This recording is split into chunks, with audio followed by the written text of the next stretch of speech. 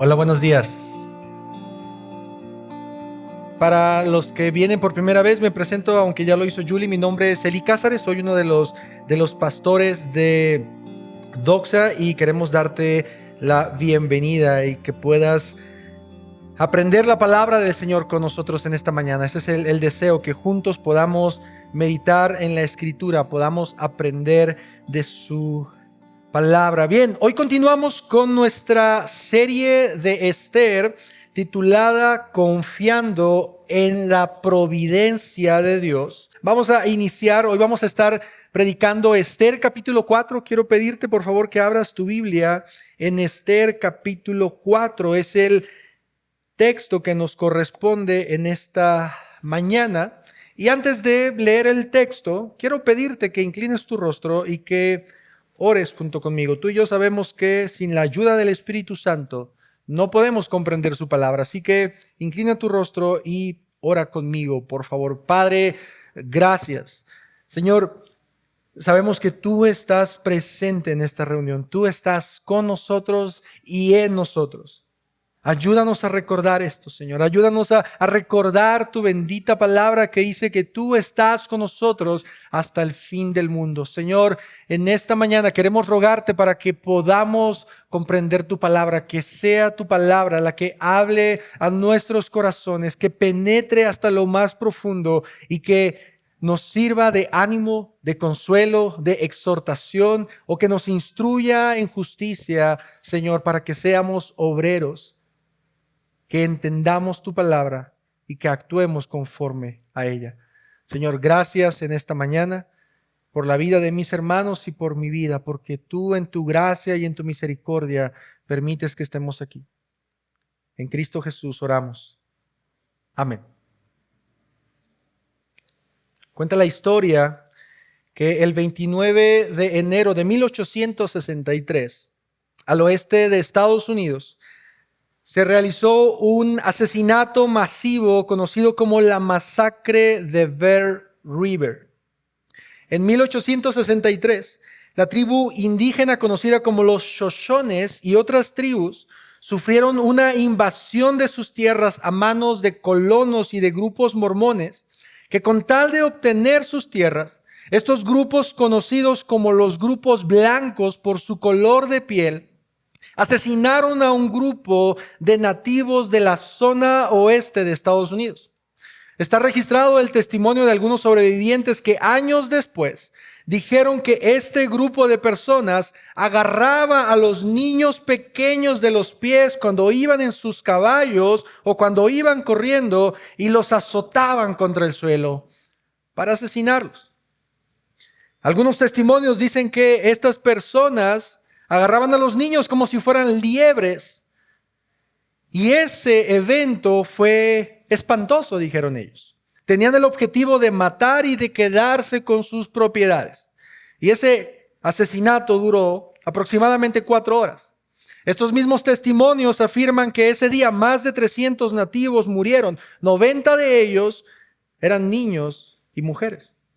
Y aunque durante varios años, varias décadas, esta masacre fue considerada como una guerra, o así se mostró a muchas personas para justificar el robo de tierras, los colonos, eso fue lo que dijeron, pero los descendientes de estos grupos indígenas dijeron, no fue así, eso no fue una guerra, eso fue un asesinato a sangre fría. Te cuento esta breve historia de nuestra historia o de la historia de la humanidad, porque el tema del genocidio ha estado presente en la humanidad desde siempre. El ser humano, en su intento de querer ser Dios y de determinar el fin del ser humano, ha buscado eliminarlo de diferentes formas a grupos étnicos a lo largo de la historia de la humanidad. Y en este capítulo que vamos a ver de Esther 4, veremos la continuación de un genocidio que está por ocurrir en Persia. Hace 8 días, Julio nos compartió Esther 3, en donde vimos la introducción de un nuevo personaje, un personaje malvado en realidad, un personaje que lleva por nombre Amán. Este personaje se había convertido en alguien muy importante dentro del reino de Persia. El rey Asuero lo había convertido en nada más y nada menos que en el primer ministro o el visir del reino. Al grado de que todos aquellos que vivían en Persia, al ver a este hombre, no podían hacer otra cosa sino inclinarse delante de él, en señal de sumisión, de autoridad, diciendo: reconocemos que tú eres mayor que nosotros.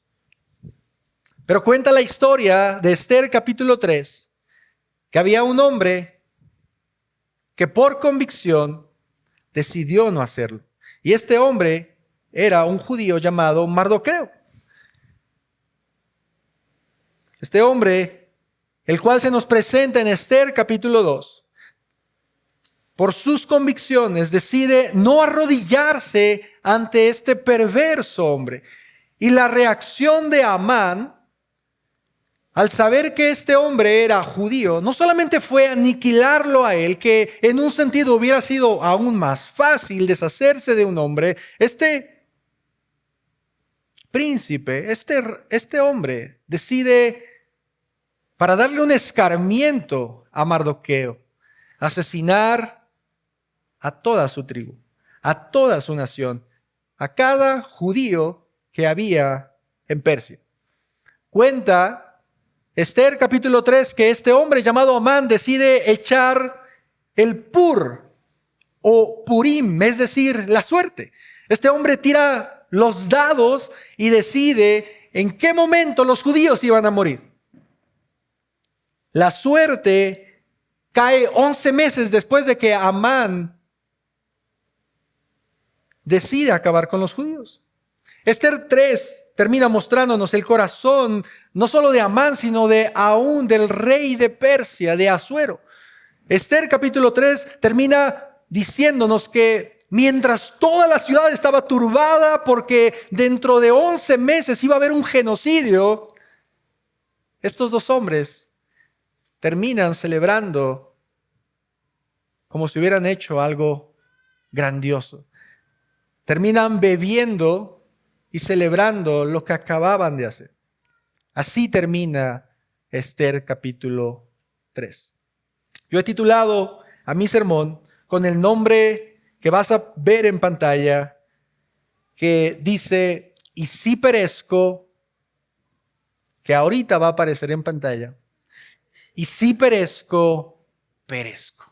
Ese es el título de nuestro sermón en esta mañana. Y la idea principal que quiero compartir contigo es la siguiente. Al igual que el pueblo judío, recuerda esto, al igual que el pueblo judío, nosotros necesitábamos de un intercesor que nos librara de la muerte. Cristo es nuestro intercesor. Esa va a ser la idea principal que quiero compartir contigo en esta mañana. Al igual que el pueblo judío, nosotros necesitábamos de un intercesor que nos librara de la muerte. Cristo es nuestro intercesor.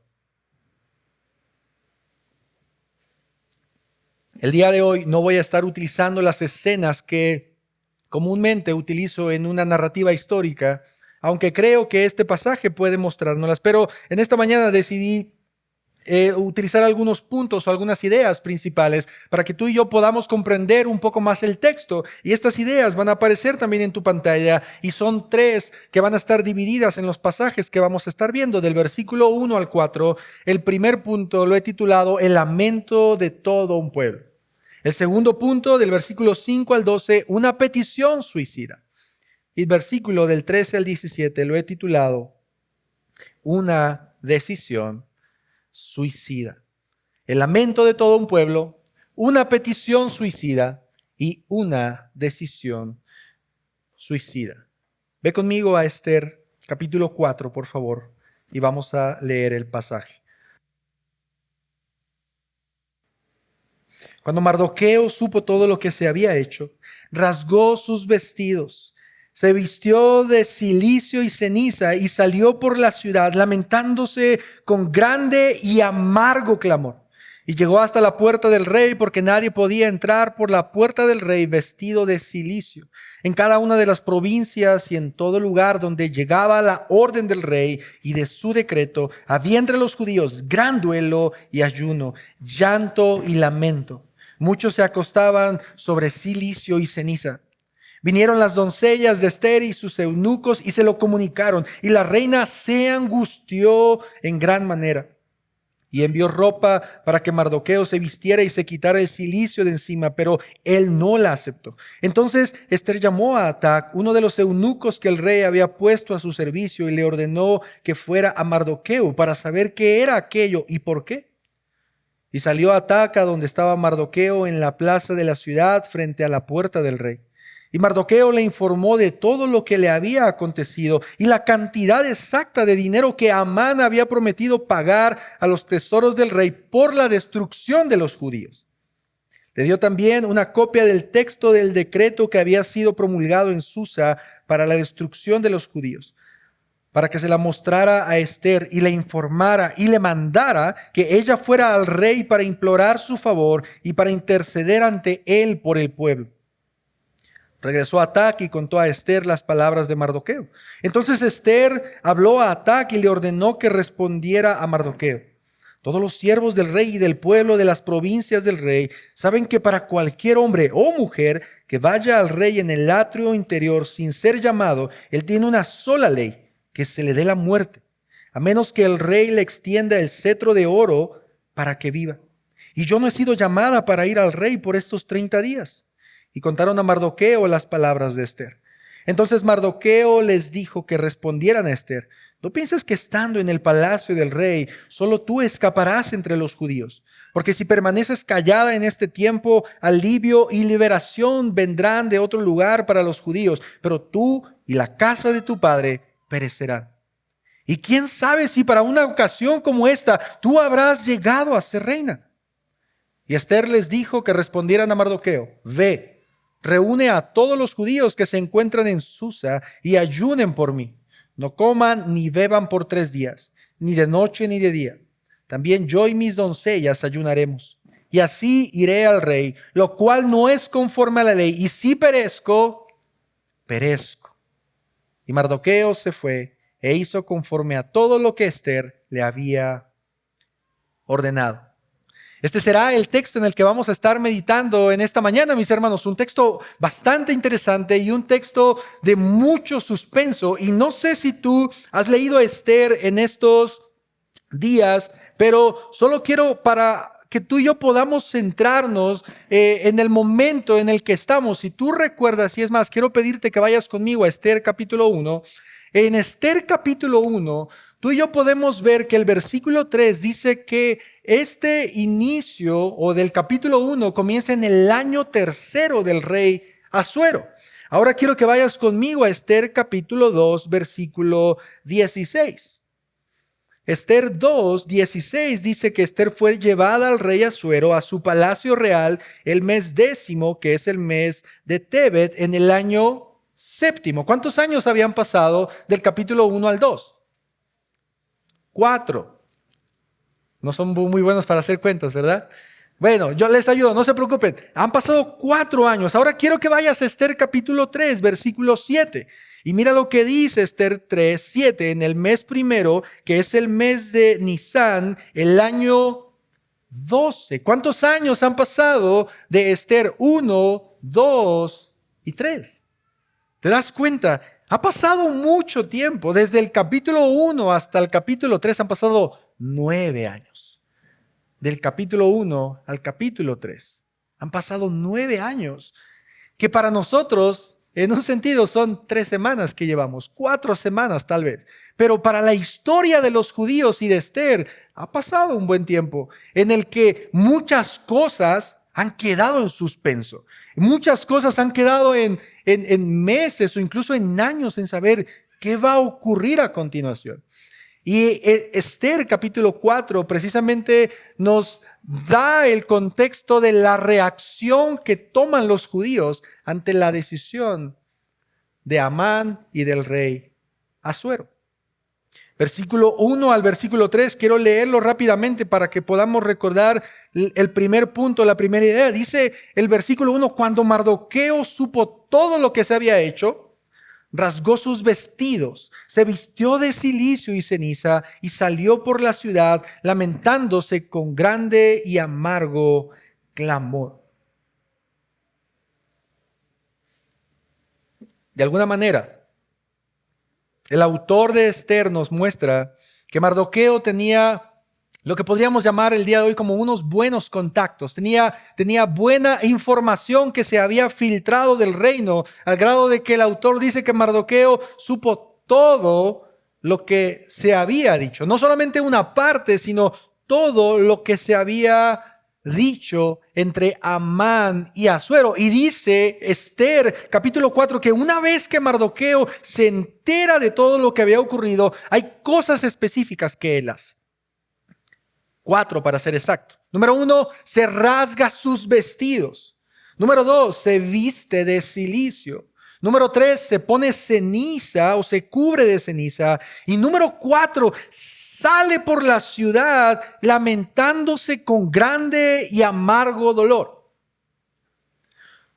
No sé si sabías esto, pero estas manifestaciones eran costumbres orientales que las personas mostraban para que los demás se dieran cuenta de su dolor, del gran dolor que ellos tenían. En la Biblia, de hecho, tenemos muchos ejemplos, no solo de judíos, porque esta costumbre no es solo judía, sino es una costumbre de muchos pueblos, también de los gentiles. No solo en el Antiguo Testamento, sino aún en el Nuevo Testamento tenemos demostraciones de dolor. Y prácticamente lo que las personas hacían, como lo acabamos de leer, era una vez que tenían una mala noticia, que alguien se moría o que tenían algo que les causaba dolor, estas personas rompían sus vestidos, literalmente rompían sus vestidos, y después lo que hacían es se ponían un saco de cuero de camello o de cabra que era muy rasposo. Eso es el cilicio. El cilicio es un saco de cuero de camello que era muy rasposo. Y en un sentido ellos se lo ponían para que ese comezón, ese ardor manifestara lo que había en su corazón. Ese dolor, esa tristeza. Entonces ellos se ponían este cilicio y después de eso ellos agarraban ceniza, la ceniza que nosotros conocemos, la molían y algunos se las ponían en su cabeza, otros en todo el cuerpo o simplemente se sentaban en ella. Ahora, yo sé que estas costumbres para nosotros son un poco raras. ¿De qué modo demuestran dolor? Pero piénsalo un poco en que cuando nosotros tenemos una pérdida, ¿qué hacemos nosotros? Nos vestimos de negro. Porque para nosotros, eso, ¿qué demuestra? Dolor. Para ellos eso demostraba dolor. Rasgar sus vestiduras, ponerse un saco áspero, una ropa áspera, ponerse ceniza en su cabeza o en su cuerpo, sentarse en ella. Y no solo eso, ir gritando por las calles.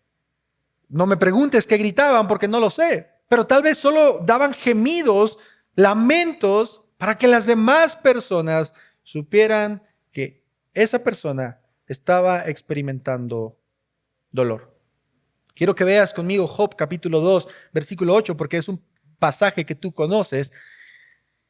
A este hombre le fue realmente mal en la vida. Y Job capítulo 2, versículo 8 dice que Job tomó un pedazo de teja porque su cuerpo estaba lleno de llagas. Y tomaba esta teja para rascarse porque todo su cuerpo le picaba. Pero además de rascarse, mientras estaba rascando, él estaba sentado entre las cenizas. Es una expresión de dolor. Es una expresión de estoy triste, estoy amargado, me duele lo que estoy viviendo. Tenemos historias en la Biblia, en el Nuevo Testamento y en el Antiguo, como la historia de Jonás. ¿Recuerdas Jonás capítulo 3?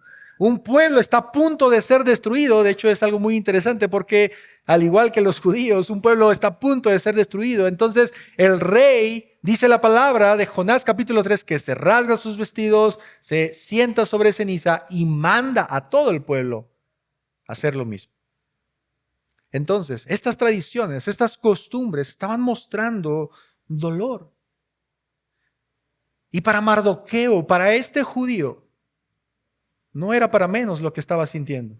Él se acababa de enterar que su nación, incluido él por supuesto, iban a ser asesinados dentro de 11 meses.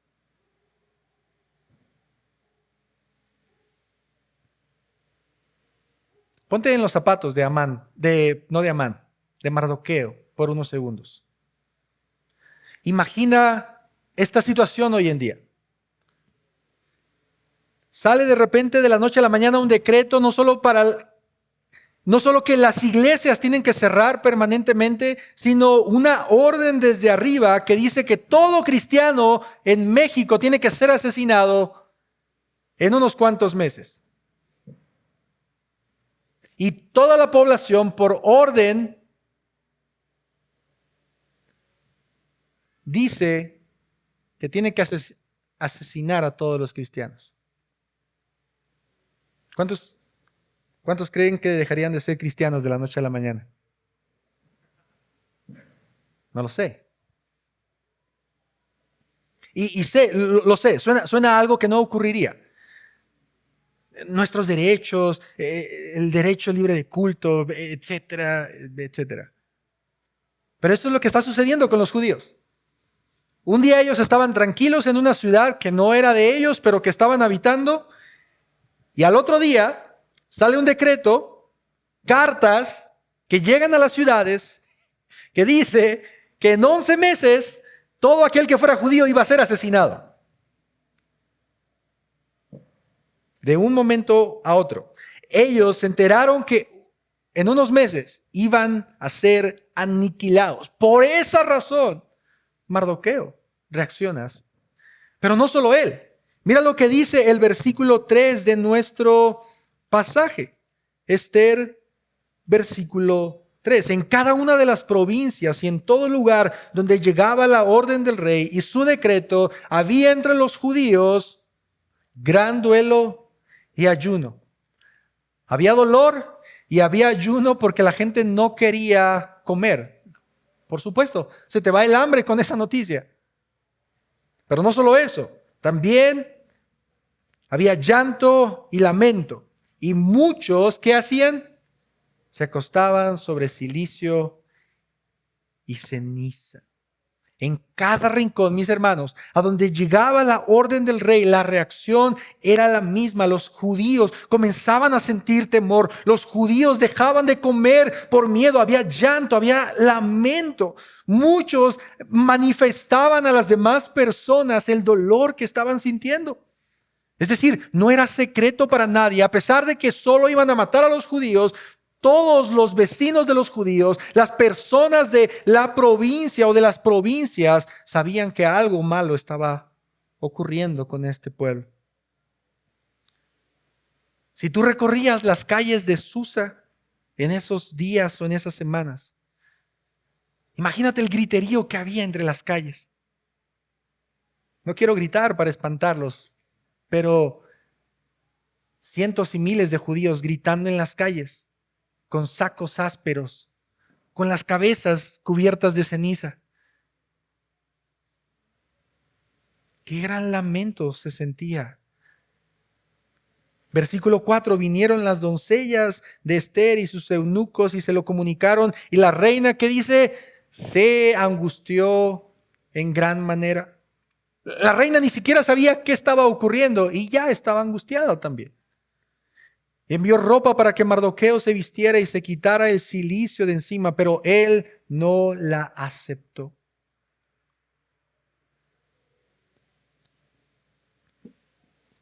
Los sirvientes que el rey le había puesto a Esther le comunican a la reina todo lo que estaba ocurriendo. De nuevo, presta atención, no era un secreto para nadie. Ya todo mundo estaba enterado de la noticia. ¿Por qué? Porque habían salido cartas por más de 100 provincias para que todo mundo supiera que en 11 meses ese pueblo tenía que ser aniquilado. Los vecinos tenían que aniquilar a ese pueblo. Ese era un mandato del rey. Y un mandato del rey no se puede negar. No se puede desobedecer. Y la primera sección o la primera idea de nuestro texto nos muestra a todo un pueblo en duelo. A Mardoqueo, a los judíos y aún a Esther sin saber qué pasaba exactamente. Ella le envía ropa a su primo para que él pudiera cambiar su aspecto, pero él no la acepta. ¿Por qué? Porque él quiere seguir con su luto y no es para menos, el dolor es mucho. Hay un hombre cruel y con poder que aparentemente está tomando la decisión de un pueblo. Familia, la esperanza de un pueblo parece terminarse. El edicto ya está dado. Nadie puede contradecir una orden. ¿Qué esperanza había para ellos? ¿Qué esperanzas había para este pueblo?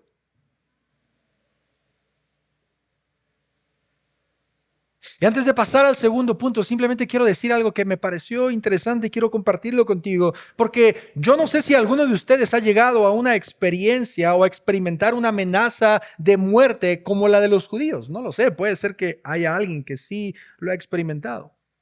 Pero tal vez no tenemos que llegar a esos extremos para pensar en algunas ocasiones en donde nuestras esperanzas se han visto perdidas sobre algo que queríamos o que anhelábamos y que simplemente se desvaneció. No sé si alguno de ustedes se ha encontrado en alguna situación en donde pareciera que están en un callejón sin salida, en donde no tienen hacia dónde correr. Y déjame decirte algo que me llama mucho la atención de Esther capítulo 4. Y es que en Esther capítulo 4 el autor nos presenta un dolor real. El autor no trata de omitir o de quitar estas partes en donde los judíos están mal, en donde están llorando, están sufriendo. Y esto a mí me deja pensar y quiero compartirlo contigo en que la Biblia nos muestra que está bien dolerse. Es correcto lamentarse. Está bien llorar, mostrar tristeza. No sé si tú lo has pensado, pero Dios no se enoja contigo cuando tú lloras.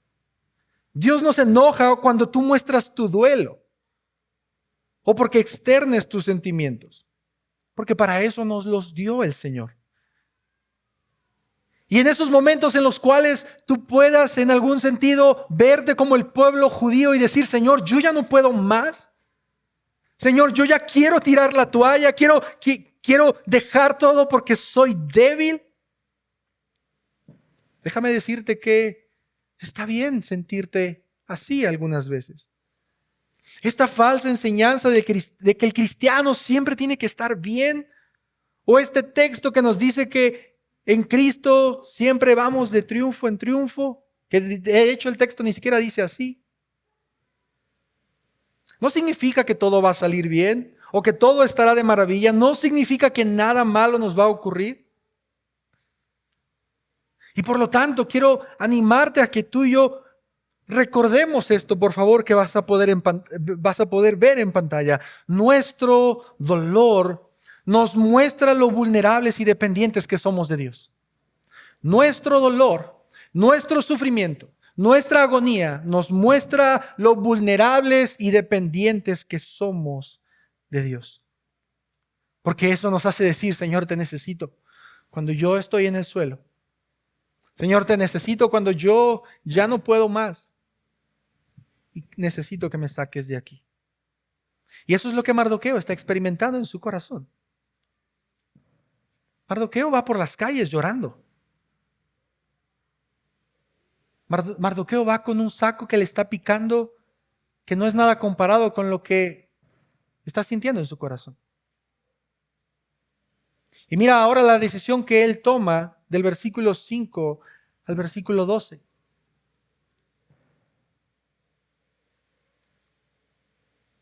Versículo 5 al versículo 12.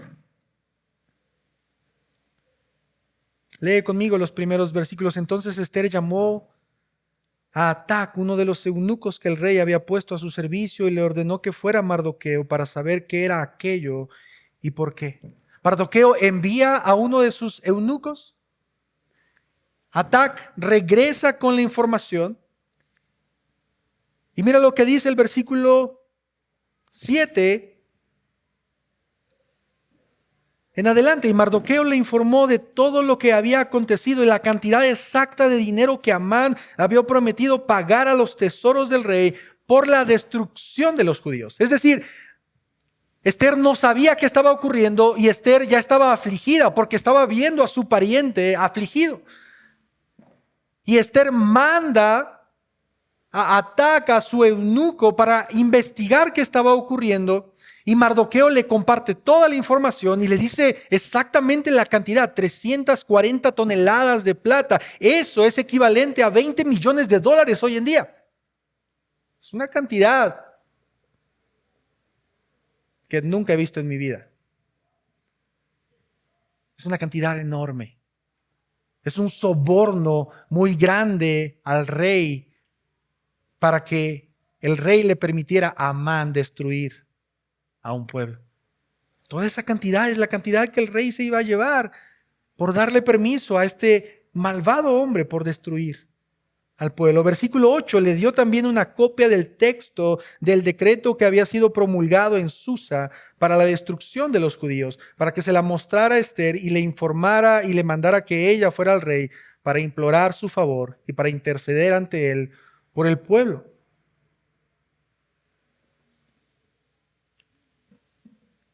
Esther manda a Atac, recaba la información para saber lo que estaba ocurriendo, y cuando el eunuco regresa, le comparte toda la información. Pero ahora, y esto es lo que me interesa y por eso voy un poco rápido, Esther estaba a punto de recibir una información que la dejaría helada. Estoy seguro, aunque no estuve ahí, pero que la dejaría helada. No solo porque su primo Mardoqueo le había dicho que Amán quería destruir a todo un pueblo y a su pueblo. No solo porque todo el pueblo estaba de luto, o por la cantidad descomunal que este hombre le había ofrecido al rey, que sin lugar a dudas esta cantidad la iba a sacar del botín o de las casas de los judíos que iban a asesinar.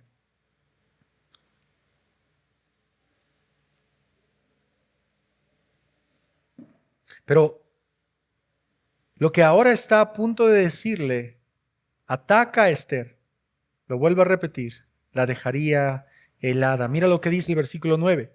Regresó a Atac y contó a Esther las palabras de Mardoqueo. Entonces Esther habló a Atac, versículo 8, y le dio también una copia del texto del decreto que había sido promulgado en Susa para la destrucción de los judíos, para que se la mostrara a Esther y le informara y le mandara que ella fuera al rey para implorar su favor y para interceder ante él por su pueblo. Ahora, para la mayoría de nosotros esto podría ser, ¿qué tiene de extraño esto? La reina puede ir a ver a su rey. Son familia, hay confianza, pueden entrar en cualquier momento y pueden tener una relación. Bueno, para nuestro contexto, tal vez sí, pero para el contexto de Esther, no. Y para muchos contextos o culturas en donde se manejaban de esta forma, no. ¿Por qué? Porque nadie podía entrar a ver al rey sin que el rey lo llamara. ¿Y por qué? Básicamente por cuidado del propio rey, para que nadie lo matara. Hay muchas ocasiones o hay en muchos momentos de la historia en donde personas han intentado matar a los reyes. Incluso tenemos un ejemplo en Esther 2, en donde a este rey ya lo habían intentado matar. ¿Recuerdas? Bueno, entonces este rey no dejaba que nadie entrara a su presencia sin que él lo llamara. Y escucha esto, si alguien entraba a la presencia del rey sin ser invitado por él, significaba la muerte. No importa quién fuera, a menos que el rey le perdonara la vida. Ahora, Mardoqueo le está diciendo a Esther, Esther, tenemos un grave problema, porque Amán quiere destruir a todos los judíos. y se me acaba de ocurrir una cosa. Ve y habla con el rey e intercede. Recuerda esa palabra, por favor. E intercede por el pueblo.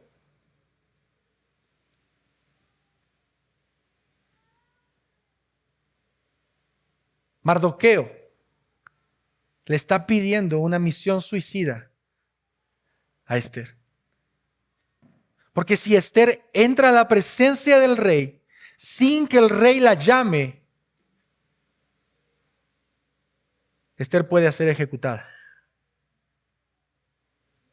Y Esther es consciente de eso.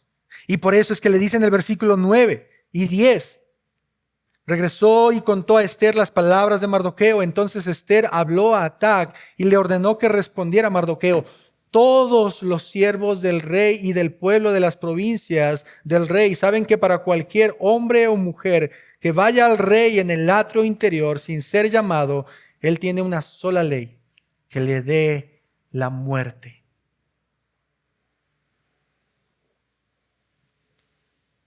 Primo, tú sabes muy bien lo que puede ocurrir. Si yo voy delante del rey sin ser llamada, él me puede asesinar. La vida de esta mujer estaba corriendo peligro si ella tomaba u obedecía la orden de Mardoqueo. Y yo creo que Mardoqueo era consciente, porque Esther está diciendo todos saben. ¿Ya se te olvidó? ¿Ya se te olvidó la ley que todos saben? Todo el pueblo, todos los siervos, hasta tú. Mardoqueo lo sabe, claro. No sé si Mardoqueo estaba pensando que tal vez, si ya todos iban a morir, no lo sé, pues ¿qué más daba ya, mija? Arriésgate, no lo sé. Pero él en verdad está mandando a Esther a una misión de la que ella tal vez no va a salir con vida. Ahora, tú y yo conocemos el final de la historia y eso es fácil para nosotros, pero Esther no.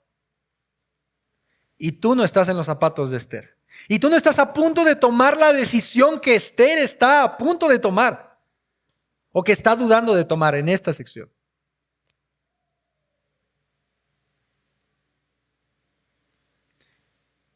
Y parece ser que Esther decide rechazar o negarse por un momento de la petición de Mardoqueo, porque su vida está en riesgo. Y mira ahora del versículo 13 al 17, que es nuestra tercera sección, nuestro tercer punto, el cual lo he titulado Una decisión suicida. Una decisión suicida. Si recuerdas el punto anterior, lo había titulado Una petición suicida. Y ahora este tercer punto le he titulado Una decisión suicida. Versículo 3, entonces Mardoqueo le dijo que respondieran a Esther: no pienses que estando en el palacio del rey, solo tú escaparás entre los judíos. Porque si permaneces callada en este tiempo, alivio y liberación vendrán de otro lugar para los judíos, pero tú y la casa de tu padre perecerán. Y quién sabe si para una ocasión como esta, tú habrás llegado a ser reina.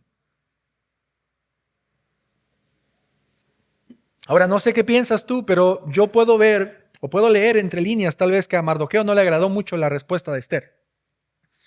Mardoqueo no estuvo muy contento con la respuesta de Esther, puesto que Mardoqueo la está confrontando y le está diciendo: posiblemente tú quieres librarte del castigo que viene para todos los judíos, pero no creas que va a ser así.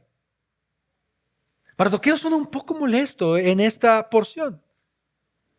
Pareciera que él piensa de nuevo que Esther se quiere librar del castigo de la pena de muerte y está buscando una excusa, pero Mardoqueo de una manera busca confrontarla al decirle estas palabras. Y hay algo que me llama la atención en esta sección de las palabras de este hombre, específicamente dos cosas que quiero compartir contigo que me llaman la atención. Número uno, que Mardoqueo le dice: mira, si tú no haces nada, yo tengo la confianza de que de algún otro lugar nosotros como pueblo vamos a ser librados. Eso debe llamar nuestra atención, iglesia, porque aunque, de nuevo, nosotros vemos que el libro de Esther no menciona a Dios por ningún lado, de manera textual, literal, nosotros podemos ver en este hombre que hay una confianza que él tiene en Dios. Él se está lamentando versículos atrás, pero al mismo tiempo, él está reconociendo su confianza en medio del lamento, que puede venir una liberación de parte de Dios hacia su pueblo.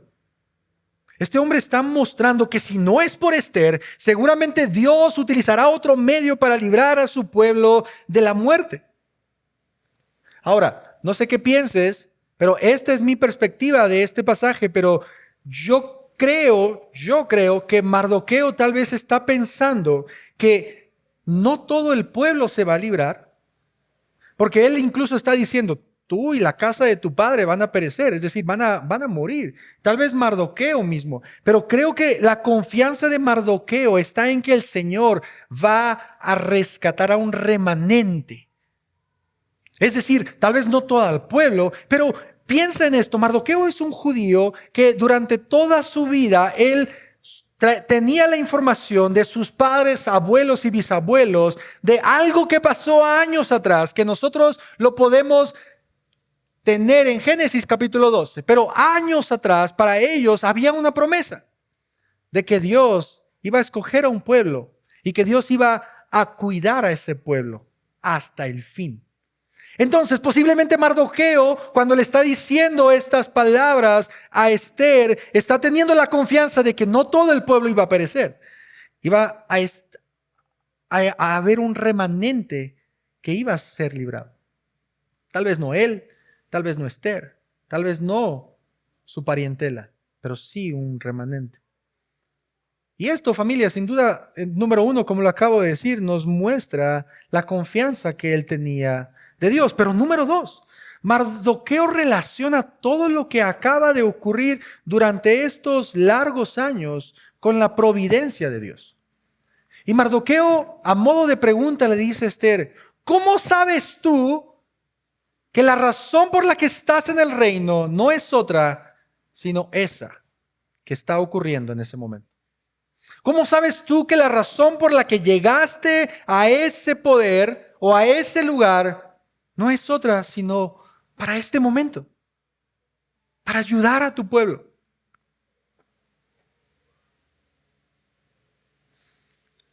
Mardoqueo está confiando también en la providencia de Dios. Y aún en medio del dolor y del llanto y de todo lo que está ocurriendo, Mardoqueo está viendo cómo Dios está guiando a su pueblo. Y cómo Dios está teniendo control sobre su pueblo. Y hay algo que ocurre en el corazón de Esther después de escuchar estas palabras de Mardoqueo. Porque mira lo que ocurre ahora en el versículo 15 en adelante.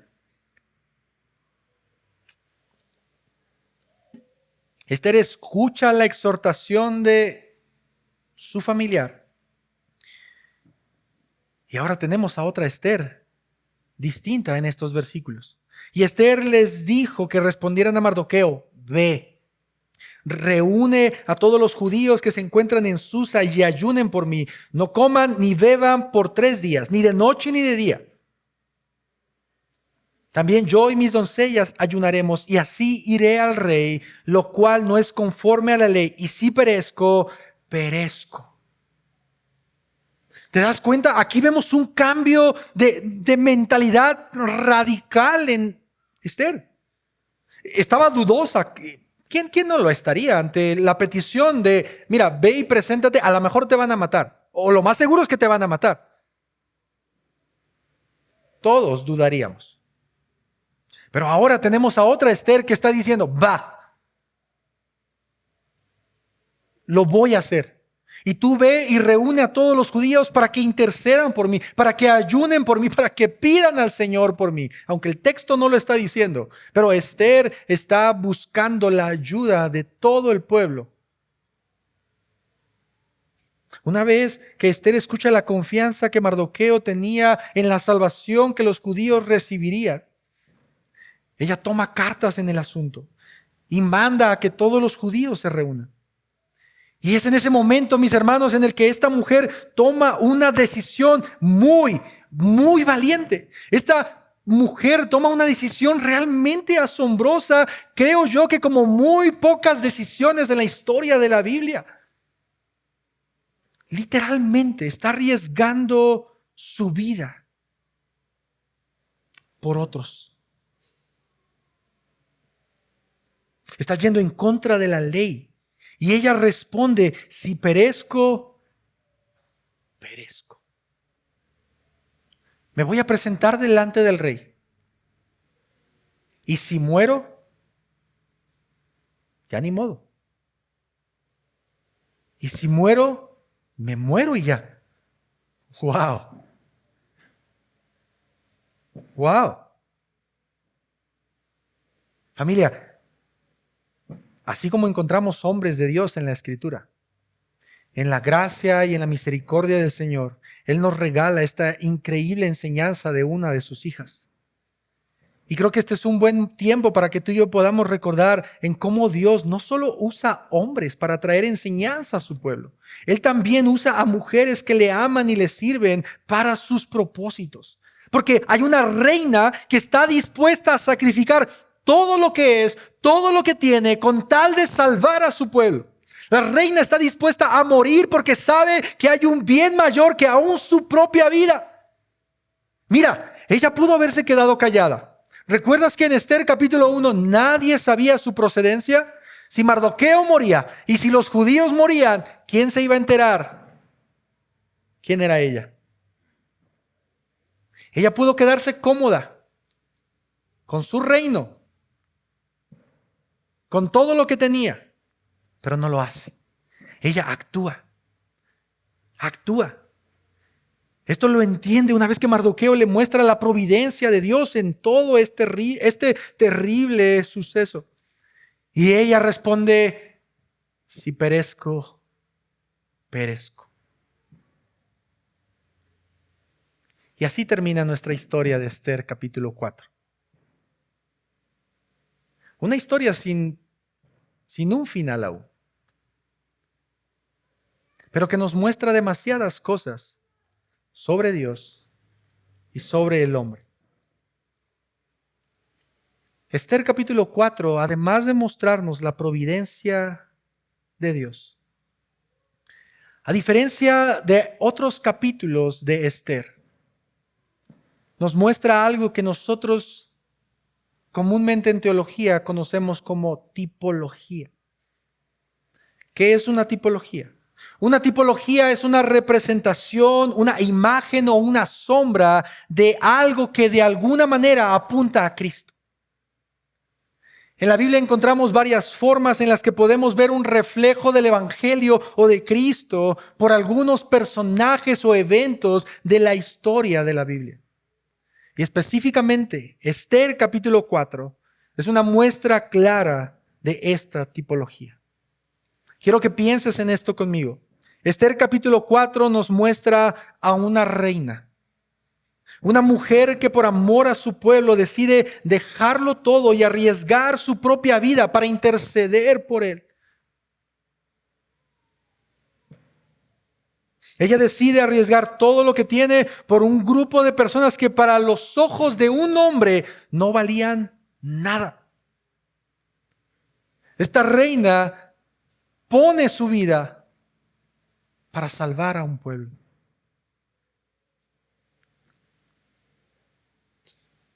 Esta mujer nos muestra una sombra de un verdadero rey que no solo arriesga su vida, sino que la da por un pueblo que estaba camino a la extinción.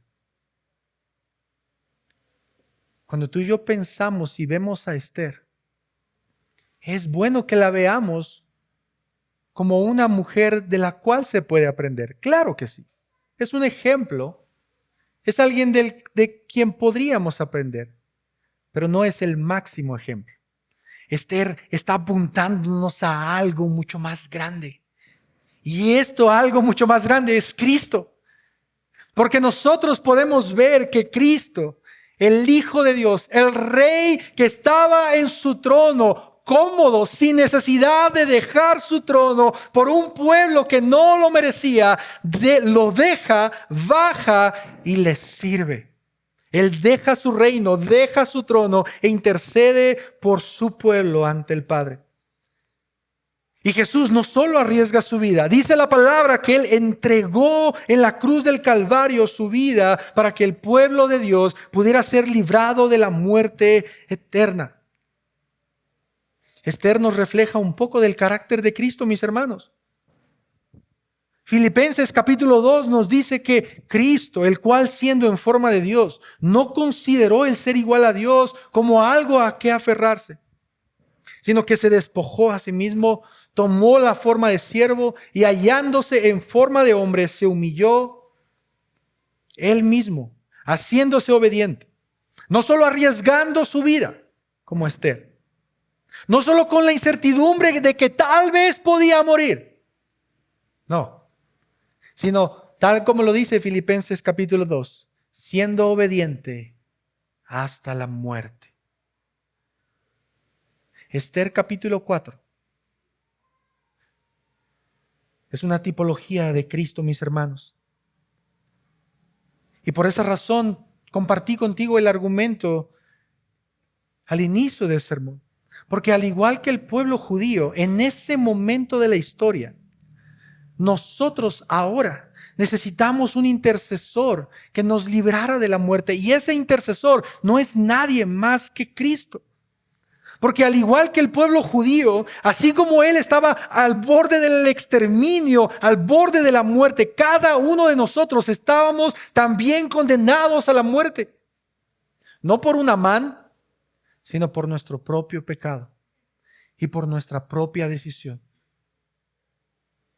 Nosotros éramos los propios culpables de nuestra condenación. Una muerte no solo física, sino eterna. Una condenación eterna. Y quiero que prestes atención conmigo porque el Rey eterno bajó de su trono, vino a la tierra y Él no dijo, si perezco, perezco. Él dijo, voy a morir para que ustedes puedan vivir. Él no vivió con probabilidades. Él sabía lo que iba a ocurrir. Nuestro verdadero Rey viene y no solo intercede por nosotros, viene y muere por nosotros.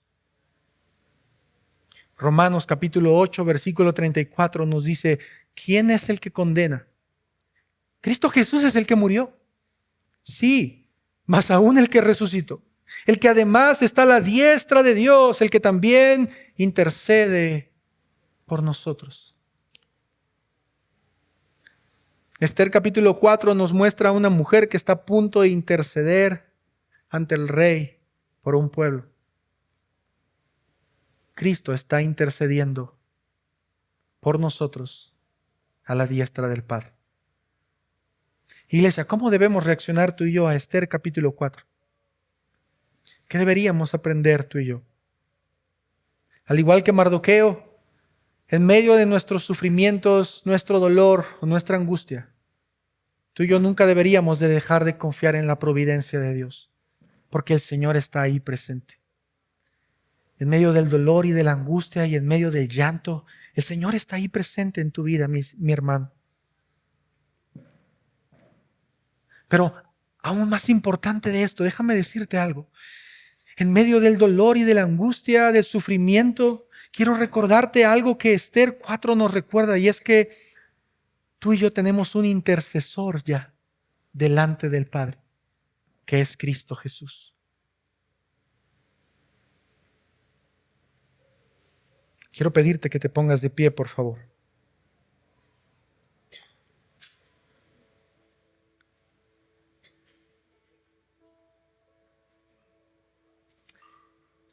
Quiero recordarle a